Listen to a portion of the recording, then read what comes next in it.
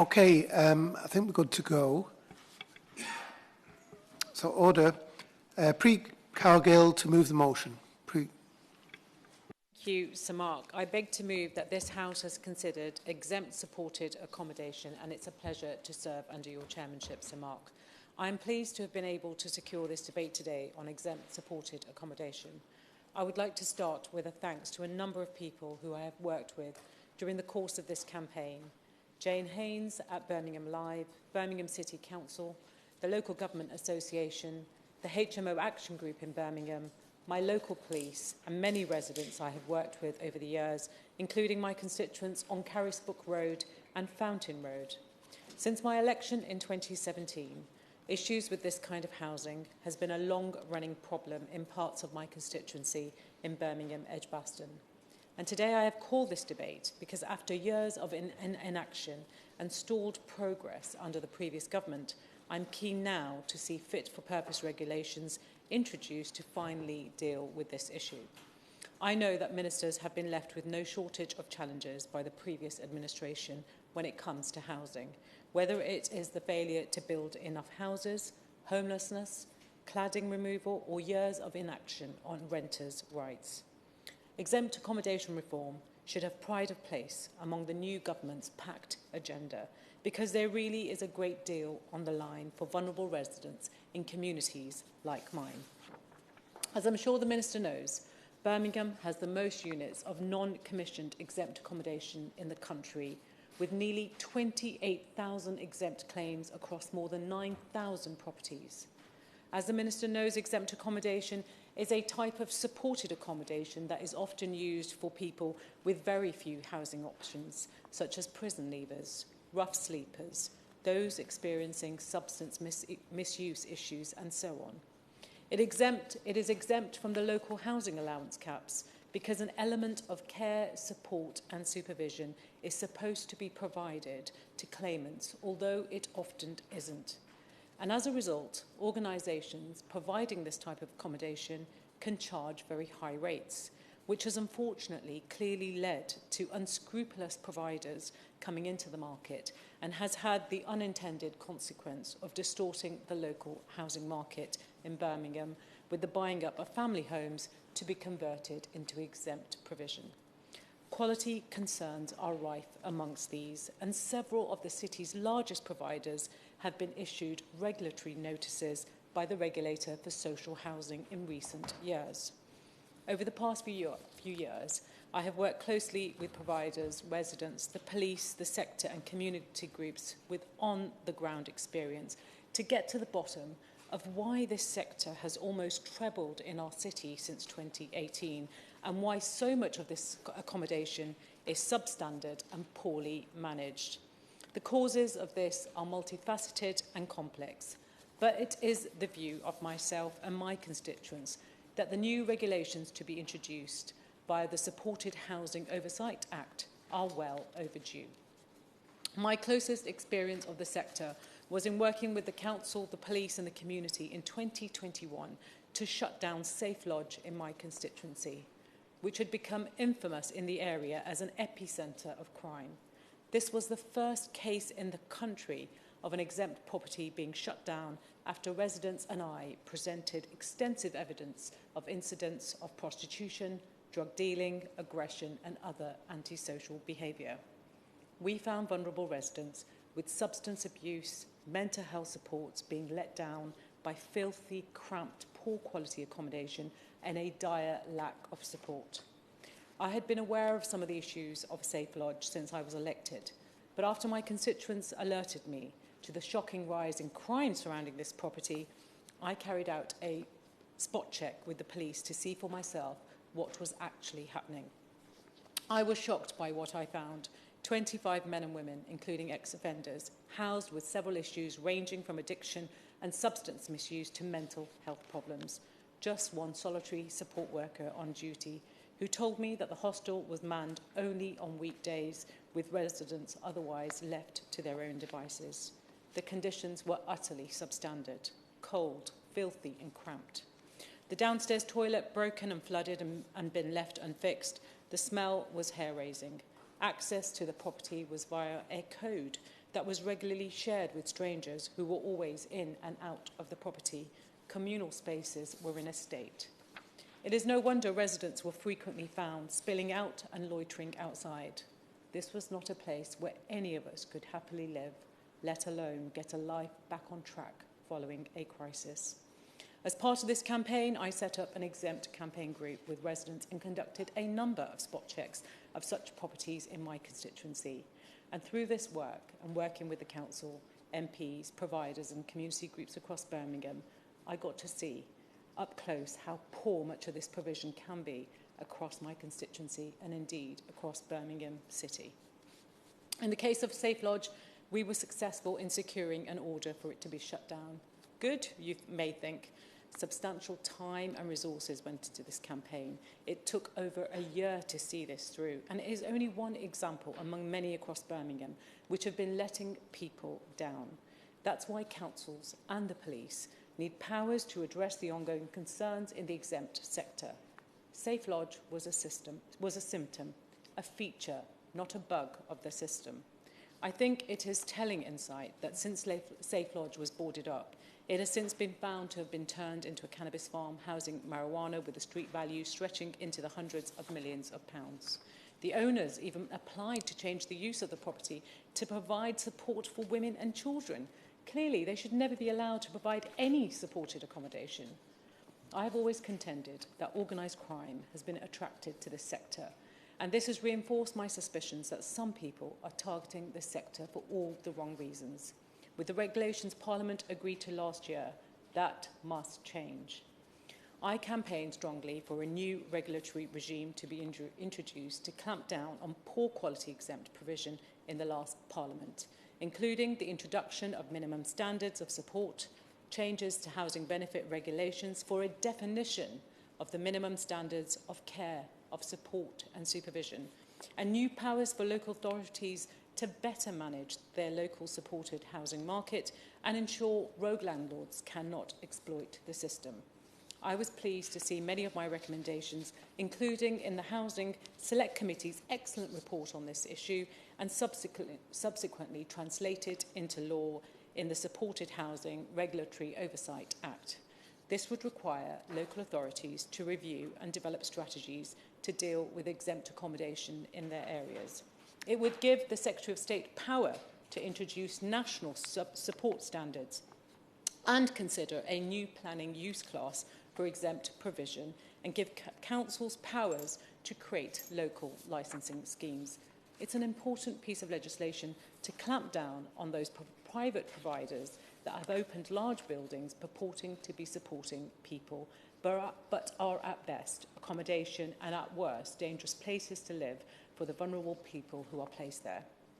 Since a year since that act was passed with cross-party support, we still do not have the operating regulations or even the consultation promised by the previous government. A consultation on the regulations was first promised in the early 2024, then it was delayed to March and then delayed again with the general election. So I would be grateful to the Minister if she can set out today the new timelines for when she intends to begin consultation and lay the new regulations today. After the previous government's failure to get on with this, I know that councils will be listening closely today, seeking more clarity on what to expect over the coming year. The delays to date have left councils with few means to challenge poor providers other than through housing benefit claims, which of course is problematic for residents. It has also left councils in receipt of funding through the Supported Housing Improvement Programme facing a cliff edge in support, with funding due to end in March 2025. A gap in funding between SHIP funding and new burdens funding for the Act could mean that many councils have to let go of skilled staff members, which I'm sure the Minister would agree would be completely unsatisfactory. Birmingham City Council has used this funding for a programme of inspections of exempt accommodation in the city, and what they found is genuinely shocking. They discovered more than 10,000 Category 1 and 2 health and safety hazards in exempt properties since 2020, of which now 97% have now been removed. In that time, thousands of support plan reviews have been completed and overpaid housing benefits of more than 7.23 million has been reclaimed. I'm sure the Minister will agree that this has been a valuable investment, and I would like to seek her reassurance that SHIP funding will continue while we await the new regulations. What is most revealing, however, is what this programme has revealed about the state of the sector and why this regulation is sorely needed. Through this work, the Council has seen an increase in social issues around community safety and poor quality support provided. 73 properties were decommissioned by the Council. The Council made over 2,000 support plan reviews for adult social care, 88 adult safeguarding reviews initiated, and more than 2,600 claims were cancelled due to the care, support or supervision failing to meet the Council's more than minimal threshold. So, Mark, that really is saying something, considering how weakly this is currently defined with the so-called more than minimal test. Visiting Safe Lodge, I remember talking to the security guard there and asking them if they were the support worker. They weren't. But if a resident asked them for support, they would say that they simply made a phone call to refer the resident or signpost them to a service. That was their version of care, support and supervision. That is what the uncapped housing benefit was paying for, while the owners of the property raked in the profit. In addition, the Council state that from inspections they have logged thousands of community safety incidences connected to these properties, with over 1,700 investigations having taken place, 544 evictions and 48 arrests. A key concern of mine is how people are being referred and placed into these properties. You can imagine the chaos when it comes to making sure compatible residents are being assessed and placed together. Indeed, many residents are not properly assessed and placed at all. I have heard cases of vulnerable women being put together with men with serious issues, and alarming cases where women have been insulted in some of these properties. That is why these regulations are so important. Clear operating guidelines are needed for councils now. Until we have these regulations, despite the good work I've mentioned through the Supported Housing Improvement Programme, which I will give the government credit for, councils will remain unequipped to enforce minimum standards of care, support and supervision that vulnerable residents need and deserve.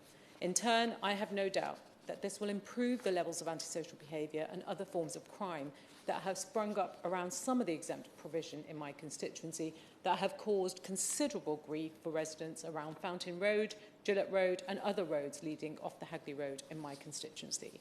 It is why I think everyone in the supported housing sector, councils and indeed my constituents will welcome clarity from the Minister today. If I may, I would like to finally move on to some specific questions. I remember a meeting in 2022 in which government officials remarked that they were too light on data to get on with reform at that point. What I found a quite startling admission, which I sincerely hope is not the case now. Previously, the government did commit to improving the data that it collects on the sector. Could the Minister provide an update on this work?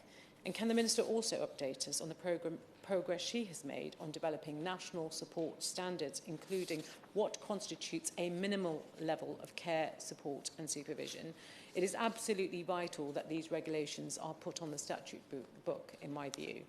I'm sure the Minister is aware that in the absence of the promised regulations due to the aforementioned delays, some councils are preemptively setting their own standards, which from their point of view will prepare the sector for the introduction of new standards, but from the supported sector's perspective risk creating policy inconsistency that may have negative consequences for smaller providers that are otherwise doing a very good job.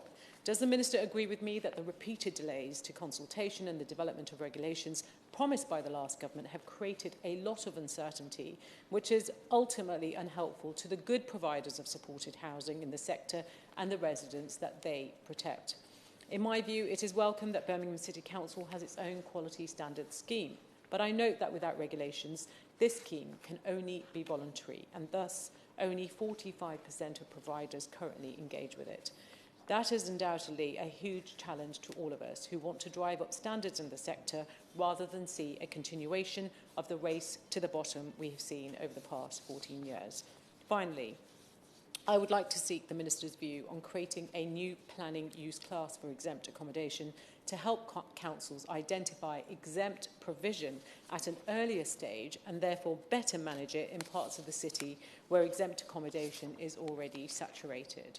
I know from my own constituency this is part of the problem with crime hotspots in my patch, with an incredibly negative impact on my constituents who live there. I'm sure the Minister will agree with me that the government's commitment to restore community policing will really help in this respect, and my constituents know keenly the value of a local officer who knows the community, and we need to see more of our officers on our streets. To conclude, Sir Mark, new regulations to tackle poor provision in the exempt accommodation sector are desperately overdue. Birmingham now has an excess of 28,000 exempt units, and that number just simply continues to grow.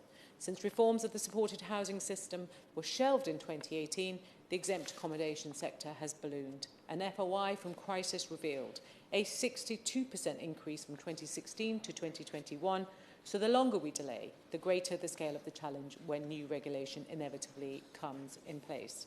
And over the past decade, too many bad landlords have been getting into this sector for precisely the wrong reasons. They have exploited under regulation a conservative housing crisis and an epidemic of unmet need after years of council cuts. There are fantastic providers also operating in Birmingham who are trying to do the right thing, but they are being undermined by those seeking to profiteer and shortchange vulnerable people in their care. That is bad for the supporting housing sector as a whole. If I have one ask of the Minister today, it is to make sure that this new government gets on with the urgent task of reform, where the previous government did it and delayed, and to ask if she can set out a refreshed timeline today. Survivors of domestic violence, prison leavers, care leavers, and people with mental and substance abuse issues deserve a supported housing system that supports their transition to happier, more independent lives. Our communities in Birmingham deserve neighbourhoods that are peaceful and safe, not epicentres of antisocial behaviour. And the taxpayer deserves to know that their money is going to support people who need it, not lining the pockets of rogue landlords. I thank the Minister in advance. Thank you. Okay, thank you very much for that. We move straight to front bench contributions. I call Helen Morgan, who's the Lib Dem spokesperson. Thank you very much, Sir Mark. It's a pleasure to serve with you in the... Sorry. Members, first of all, that they should bob if they wished to be called in the debate. The question is that this House has considered exempt supported accommodation. Helen Morgan. Oh, sorry. Thank you very much, Sir Mark. I'll try again. It's a pleasure to serve with you in the chair. And I must congratulate the Honourable Member for Birmingham Edgbaston for bringing this debate, and actually for the excellent speech she's just made, where she's highlighted all of the difficulties that we knew were in this sector, and she's put some real colour on what that means for residents of those exempt supported accommodation units and of local residents who are impacted by some of the bad faith actors and some of the impacts that's having on their local community. So I really don't really want to go over some of the ground, but I'm afraid I'm going to have to because she's covered it so well. Before I start further, I am Vice President of the LGA, so I should declare that interest before I go any further. I served on the Public Bill Committee for the Supported Housing Regulatory Oversight Bill in 2022. It was brought by the Honourable Member for Harrow East as a private member's bill, and obviously now it's an Act of Parliament. And it was a really, really important step forward that had cross-party support from the Conservative government at the time, from the Labour benches, and indeed from the Liberal Democrat ones, because this issue has become so severe. And that was well described by the Levelling Up Housing and Communities Select Committee report of October 2022, which described the system of exempt accommodation as a complete mess. It said, there are many good providers, but in the worst instances, the system involves the exploitation of vulnerable people who should be receiving support, while unscrupulous providers make excessive profits by capitalising on loopholes. This gold rush is all paid for by taxpayers through housing benefit. And that's a really sorry state of affairs.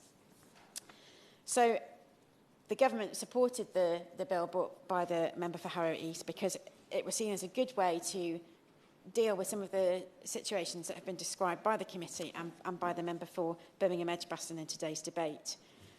So in response to that report in early 2023, the Conservative government said that the Supported Housing Regulatory Oversight Act would address most of the concerns raised in the committee's report, because it brings forward national standards for support and gives local authorities the powers they need to set up licensing schemes and tackle poor quality supported housing in their area. It provided for local authority supported housing strategies to take a review of the situation in their area and the availability and need for supported housing, and that was to be renewed every 5 years. It set up the Supported Housing Advisory Panel, requiring the Secretary of State to set up an advisory panel to provide information and advice about supported housing. It allowed for the Secretary of State to set standards for support provided in supported housing.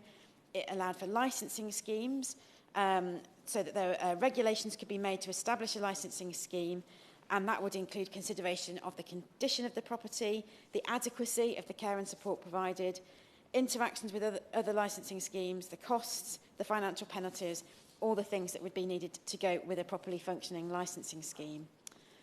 It required the Ministry to formally consult on elements contained in the bill, including the licensing regime, standards, and any additional measures for securing compliance with the standards. And as we've heard, much of that hasn't yet happened, despite that Act going through Parliament in 2023. It required for better planning regulations. It said that somebody wouldn't be treated as intentionally homeless if they left supported accommodation, and it provided for information management and sharing powers for those involved in the provision of supported housing. So, all in all, the Act seems to have been a pretty good piece of legislation, and the problem that we are experiencing now, as the Honourable Member has described in great detail, is that those provisions haven't been enacted quickly enough. And so today's debate must be about urging the Minister to bring forward the actions that are needed now to make sure that we improve this sector. So the LGA has said that it's supportive of that piece of legislation, and it was a main stakeholder working with the Ministry to ensure that the Act works for councils, for providers, and most importantly perhaps for the residents of the supported accommodation. But it's also raised some significant concerns about the length of time that it is taking to implement it, and the fact that councils are being left with limited means to challenge poor providers other than through housing benefit claims, and that's really problematic. We actually heard from the Honourable Member that Birmingham Council has been able to challenge providers, and it would be interesting to find out from the Minister whether that is likely to be a model going forward or whether there are better mechanisms to be put in place to enable that to happen. Now, as the Honourable Member has already alluded, delayed implementation of the Act is a problem for councils who've used the SHIP payments to improve supported housing in their area. The gap in funding between SHIP payments and the new burdens funding, which comes with implementation of the Act, will mean that councils will potentially have to let go of skilled workforce and people who have good experience in dealing with the problems and the social implications of this poor housing. And it seems to me in every debate that we go to at the moment, we must talk about the funding crisis for all councils. They need to have long-term funding arrangements with ring-fence support for housing, because the increased pressure on council budgets from this sector means that not only are we letting down people who have acute housing need, but we're also letting down everyone else whose services are being impacted by the exorbitant costs of providing housing across the whole of England, and particularly in communities where this particular sector is out of control, as the member has alluded to. So it seems to me that the calls of the LGA are, as always, very sensible. We need to review the current funding regime for supported housing to recognise the savings that will come through in the public purse from not giving these unscrupulous providers limitless amounts of public money for a very, very poor service that won't realise any of the benefits that supported housing should be trying to realise for the inhabitants and for wider society by providing them with the support they need. We need to make sure that the SHIP funding is there in the interregnum between the now and the new burdens funding, so that councils can continue the work that they're already doing and make sure that, crucially, that they retain those skilled officers who are experienced at dealing with this situation. And we need to acknowledge that a licensing scheme and its enforcement with better, improved standards for supported housing is going to be something that requires properly funding. Otherwise, councils won't be able to deliver on the statutory requirement that we're about to place on them. So the funding is so important, and I know that the government is dealing with a financial crisis, that it has extremely difficult choices to make, and that almost everybody will be standing up in every debate and asking for more money, and that's a very, very difficult position to be in. But I would urge the Minister to consider that where taxpayers' money is being wasted so frequently on these unscrupulous providers, it is a good use of public money to put in a proper licensing and enforcement scheme so that we aren't wasting taxpayers' money, so that we are putting it into support for the individuals who've had a crisis and hopefully turning their lives around and costing the taxpayer less in the future. I think it would be a really wise investment of taxpayers' money. There's also the important issue of resource. Many councils are having to let staff go because of their own funding pressures, and we can't enforce and practice a licensing scheme without the right people in those officer roles in councils. So the recruitment and the retention of those critical staff is also extremely important. I honestly don't think I've added much to the excellent speech of the member for Birmingham Edgbaston, but I hope I'll add my voice to her cause to regulate the sector properly. Thank you. Okay, I now call the official opposition spokesperson, David Simmons. Thank you, Sir Mark. It's a pleasure to serve under your chairmanship today, and I join my congratulations to the member for Birmingham Edgbaston for securing today's debate. I must also draw attention to my entry in the Register of Interests for the same reason as the member for North Shropshire, as a member of the LGA's Vice President's parliamentary team. Sir Mark, I recall from my work on the Kerslake Review into the governance of Birmingham City Council that it is the local authority with the highest proportion of residents who need to access social care during the course of their lifetime of any local authority in England. And therefore, it is patent that the level of need is particularly acute, which is one of the reasons why Birmingham, I know, was one of the 5 pilots that were introduced following the introduction of the Supported Housing National Statement of Expectations in October 2020.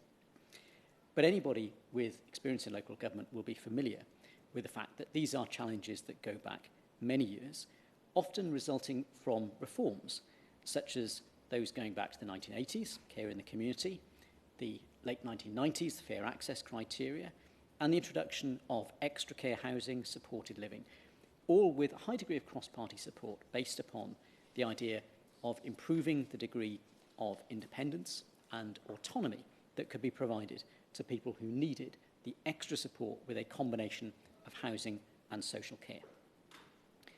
All members also will recognise that our inboxes will contain at least some examples where there are concerns about abuses in the market, where the quality of care that is provided is not reaching the appropriate standard. And of course, examples of where it is exceptional and supports our constituents to enjoy the fullest, most autonomous life and the greatest degree of independence in pursuing their interests. Clearly, in response to the abuses that were identified in the market, as we've heard, the member for Harrow East, my constituency neighbour, brought forward a private member's bill which went on to be adopted by the government and enjoyed cross-party support in the last Parliament with a view to bringing a clear legislative and regulatory focus to this sector. And as we know, and as we've heard in the debate today, it remains the case that the combination of the challenges around resourcing the implementation of that regulation, and in particular, the ability of local authorities to make good use of feedback from residents who may be extremely vulnerable, and also to ensure that that new regulatory environment is enforceable when, as the member for Birmingham Edgbaston identified, this to a great degree sits outside of the planning system, those challenges remain significant. When we consider recent work, it seems to me that the Minister has a great deal to build on. As has been highlighted, there's been a good degree of cross-party support for improved measures to address this. And following the publication of the Supported Housing National Statement of Expectations and the implementation of the 5 pilots, an evaluation was published in the last Parliament around April 2022. There was a written ministerial statement from the then Minister, Eddie Hughes, which set out what the future plans and funding were that aimed to implement the regulation that those pilots had identified as being necessary. And those led and fed into the Supported Housing Regulatory Oversight Act 2022 and interact with the Social Housing Regulation Act 2023. It was also the subject of a Levelling Up and Homes and Communities Select Committee inquiry in 2021. But of course, all of this debate and discussion in Parliament only has significance insofar as it can be implemented at a local level. And both that Select Committee inquiry and the learning from those pilots was very clear that local authorities need to have sufficient resource and flexibility to implement it at a local level.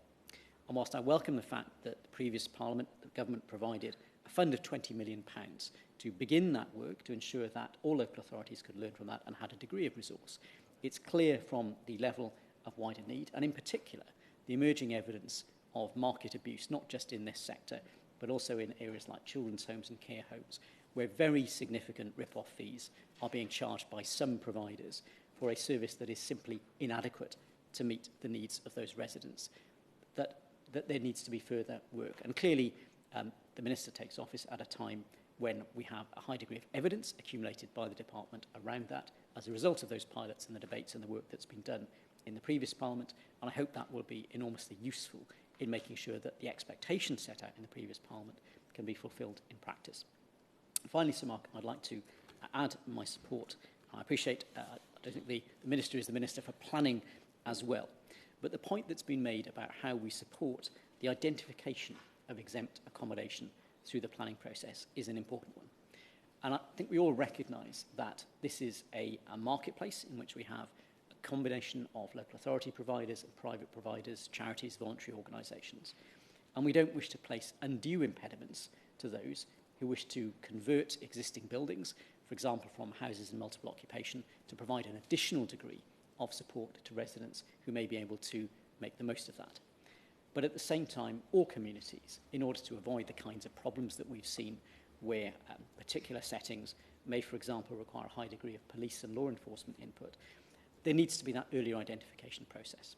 And I hope as the government brings forward its proposed review of the planning system, that the Minister and colleagues will give some consideration to how either a change of the use classes that would relate to exempt accommodation, or making that part of a wider review, for example, of change of use of residential accommodation to become children's homes, houses in multiple occupation, care homes, etc., would enable the earlier identification of sites, the input to be gathered from the likes of police and NHS services that would then influence the planning committee in making a decision about whether that was an appropriate location in order, for example, to avoid the clustering of problem locations. And as we've seen in the past from local authorities at the coast, where you may find a combination of bail hostels next to children's homes, next to asylum accommodation, all of which can create a very challenging social mix for a local authority and other local authority services to deal with. So Mark, it seems to me this has been a very helpful debate. I congratulate once again the member for Birmingham Edgbaston. I hope that the Minister will be able to build on the constructive work that was done in the last Parliament, and that we will see that feeding into a significant change in the experience of the most vulnerable people who need to access this exempt accommodation, but also the communities in which it's located and their experience of it in the coming years. Okay, thank you. I now call the Minister, Rushnara Ali. It's a pleasure to serve under your chairmanship, Sir Mark, and I want to congratulate my honourable friend for securing this very important debate today and thank her for the work that she has already done to tackle the poor quality of supported accommodation schemes in her constituency. Housing is a priority for this government. We are already committed to building 1.5 million new homes, and this will include good quality supported housing to ensure residents have the right home to meet their needs. But as we've heard, we need to make sure the supported housing that already exists is delivering good outcomes for its residents. And as the Minister responsible for supported housing, I'm determined to tackle the problems that have been discussed in today's debate. I know how important it is to get this agenda right. My own constituents suffer, just like my honourable friends and a number of members who've been very active in campaigning to improve the quality of supported housing.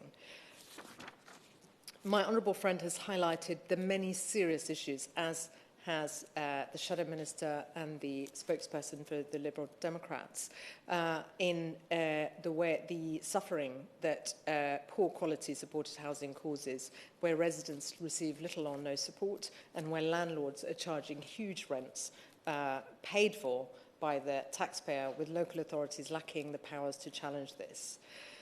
But as my honourable friend has pointed out, we do not, of course, we are not speaking about all providers. The majority do a fantastic job supporting their residents to live fulfilling and independent lives, and I want to commend them for the work that they do. We want to see more of those kinds of providers and to help them to continue to give their residents the best possible support that they can.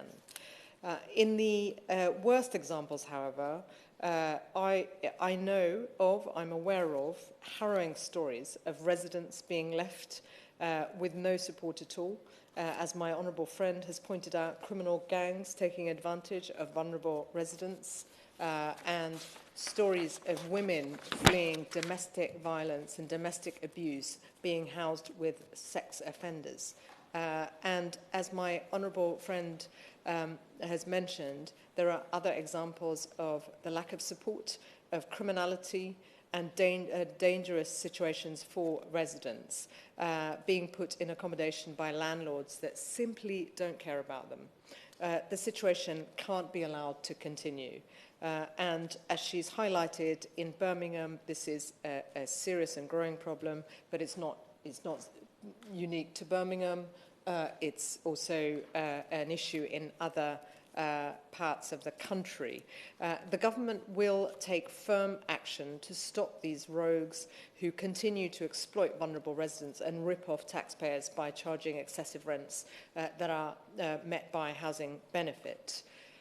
These abuses have gone on for far too long, and this government will act to put a stop to them.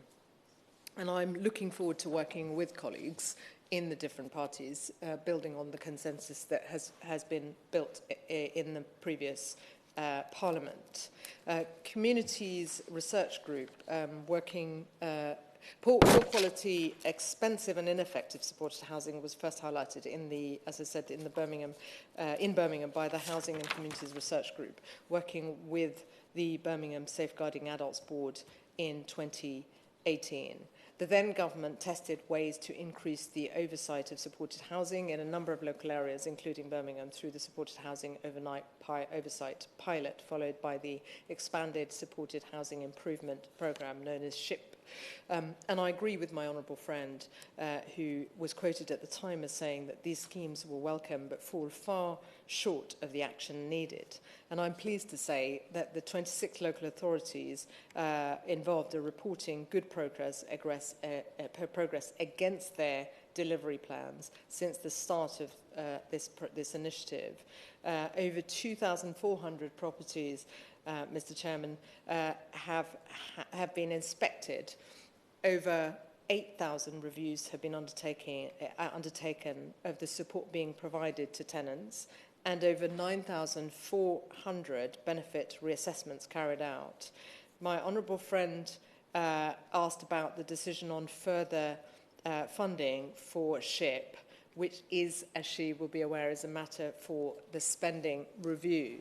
And in terms of the work that has been underway following the work of the Honourable Member for Harrow East, going back to the Supported Housing Regulatory Oversight Act, I commend him for the work he and other colleagues did in getting that on the statute books. Implementing this Act will equip local authorities, as we've heard, to go further and to finally put an end to this appalling problem. And this government is determined to get these measures implemented as soon as possible. My honourable friend also highlighted the lack of data under the previous government. I'm pleased to say that the data position is improving, and an initial phase of research looking at supported housing in Great Britain, covering the number of units, the cost and estimates of need and future demand has been undertaken on behalf of the government, and a report setting out findings will be published very soon. I also want to briefly set out how the government intends to address these important issues. As I've mentioned, the Honourable Member for Harrow East's Supported Housing Act is central to our plans. And let me be clear, the government will implement the measures in the Act as soon as possible. These problems have been going on for far too long, and action is long overdue. I will shortly issue a statement to the House on the progress being made on implementing the measures as required by the Act itself, but I'm grateful for this opportunity today to inform members of the way forward. Work will shortly resume on appointing the Supported Housing Advisory Panel. I'm grateful for the applications that were received by the department prior to the general election, and I hope to be able to inform applicants on the next steps shortly. The government is finalising a consultation both on the national standards and plans for a licensing regime for supported housing schemes in England, as well as on the question of a new planning use class that I know was called for during the Act's progress through Parliament. We will publish the consultation as soon as possible. Local supported housing strategies are another vital part of the Act and will ensure that the needs of vulnerable people can be met in future. Work on these is also progressing, and the government will work closely with local authorities and providers, as well as other stakeholders, to develop the comprehensive guidance needed. The Act sets out a proposed licensing regime that will give proper control to local authorities over who is delivering supported housing in their district, and greater powers to intervene when things aren't right. We will shortly be consulting on a locally led national licensing regime that will enforce a set of national support standards in England and will add further conditions to ensure road providers cannot continue to operate. These conditions will include a fit and proper test for licensees, conditions relating to the condition and use of the accommodation, and a condition requiring all residents to have had their needs assessed. These conditions will ensure that only good quality supported housing will be licensed and allowed to continue to operate. Providing unlicensed supported housing will be an offence.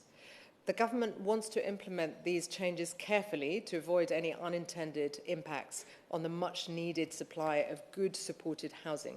So it is critical that we consult both the statutory consultees as set out in the Act and with wider stakeholders and residents. My honourable friend has asked about progress on developing the national standards. The Act enables the Deputy Prime Minister, as she's aware, and others are, to set standards for supported housing. While some regulation applies to supported housing, it's not specifically aimed at the support services being provided to residents. And the existing regulation either applies to the provider or relates to the physical condition of the property. It's clear from the problems in supported housing that the current regulation is not enough, and there needs to be specific regulation for this specific type of housing. That's why the government will be setting standards that, combined with the supported housing licensing, close the gap in regulation and will clearly set out what good support services look like and how a good support service must be delivered. I give way to my honourable friend. I thank her for that, because I was going to ask her whether she was going to touch upon the national standards. Can she give us a timeline? I think what my worry is, with the funding ending in March 2025, given that councils don't have the operating guidelines, which is what they need, and especially all the issues she raised in terms of making sure that they understand how many units they have. Let's not forget Birmingham has got the largest amount of units in the whole country, and that's why I was really encouraged by the previous government for having them included as part of the pilot. I think what the pilot has shown is the evidence base that we really needed as to why this is important. You save more money much later on if you know, at the moment the taxpayer is almost paying twice, because without the council intervening and closing down some of these properties, there isn't the support being provided, but the support is being extracted from wider council services that these providers are not paying into. So I would urge the Minister to sort of, local government is listening to this debate, no doubt. Can she sort of give us a clear indication of what that timeline looks like? Thank you. I'm very grateful to my honourable friend for raising these points, and I fully appreciate her desire to see action to be taken at pace, and I just want to reassure her that, I have, with colleagues, hit the ground running 2 months into government. I hope she can see that we are making progress, and we want to ensure that the consultation resumes as quickly as possible, and we will, and that is the first step towards making the change that's needed. And it's important that we get it right and we make sure that local partners, local authorities are integral to that consultation and there aren't unintended consequences. But I hear her very loud and clear the need for pace, working at pace, and that's very much the spirit in which I have been working with officials in the department. Turning to the point I was making, we must give confidence to providers of supported housing that they are doing the right thing, and more importantly, set out out to residents what they should be able to expect from their accommodation. And my honourable friend and other speakers have highlighted the urgency of making sure that happens. We will, as I've said, we will consult on the standards before publishing guidance, and will continue to work with the Department for Work and Pensions to ensure that work on defining care, support and supervision is aligned. The government action I have spoken about is very much targeted at the providers of poor quality providers, and is intended to put a stop to those who can't or won't improve, and to help those who are well-intentioned but falling short to raise their game. It's equally important, though, that we recognise also the fantastic work more widely that providers are doing, that was mentioned in the sector in supporting vulnerable residents day in, day out. The reforms we make as a result of the Act must be implemented with great care to ensure that good providers are not overburdened by bureaucracy and the cost of obtaining a supported housing licence. In conclusion, I would like to once again thank my honourable friend for securing today's debate and for speaking so passionately about the impact this important issue has had on her constituents. Her campaigning and work will benefit people up and down the country because she, along with other honourable members in the previous Parliament, including, of course, the honourable member for Harrow East, who successfully managed to change legislation, is going to make a significant difference to people's lives. The government's position is clear. We are determined to take action to put a stop to this appalling problem which has blighted communities and put vulnerable people at risk of harm, and we need to put a stop to it. This government will deliver the improvements in supported housing quality that the previous government made some progress on, but we need to do much more. I look forward to continuing to work with honourable members on all sides of the House as we consult and go on to lay regulations that will finally put an end to these issues and ensure that every resident is supported housing is supported in a way this government would expect. I look forward to getting this serious work underway as soon as possible. Thank you. Okay, can I now call Preet Cargill to wind up the debate? Thank you so much, Sir Mark. Let me just thank the opposition spokespersons for their very thoughtful contributions in this debate. I think it's really good to see consensus for the introduction of these regulations, and I hope we can work together to get this right. I think there was a lot of cross-party consensus previously, and a lot of joining up in terms of understanding, A, the issue within the exempt provision, but also what really is required, because fundamentally, it's about how in practice this can be implemented by councils. That's where the difference is going to really be felt. I'm really encouraged by the Minister's response, and I hope that we can keep in close contact following this debate about the progress that the new government is making on this. And I really look forward to her statement in the House on the timeline and the commitments, because the member for Harrow East, he had quite a number of recommendations, and rightfully so, he was able to bring his bill to the House. And I'm sure local government will want a wider voice in terms of other things that they are finding, especially I thought what was quite telling was Birmingham's response from having the SHIP funding, but also being able to have a team where they can go out and do the inspections. And I know the Minister has talked about that more broadly.